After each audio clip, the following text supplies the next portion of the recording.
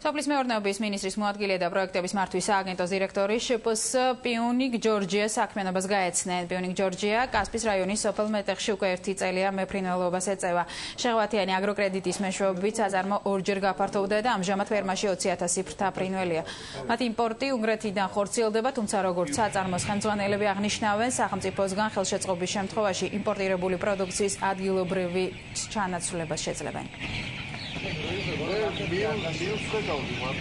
ერთი ლარი და 15 კეთრი ამაში შედის ვაქცინაცია ცირკულირებს ესე ვთქვათ საქართველოში საერთოდ რომ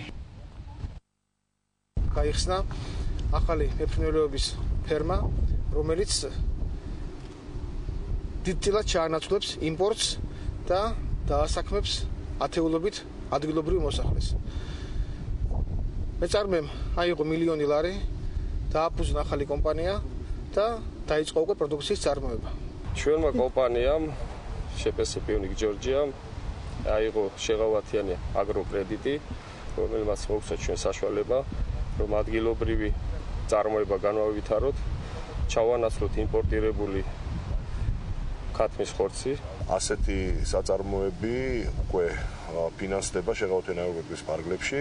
დღეისათვის 51 ახალი საწარმოა დაფინანსებული და ვფიქრობთ, რომ ეს რაოდენობა ძალიან მალე გაორმაგდება და კიდევ უფრო გაიზრდება. სულ დაფინანსებული არის 200-ზე მეტი პროექტი, მათ შორის, როგორც მოგახსენეთ, 51 გახლავთ ახალი საწარმო.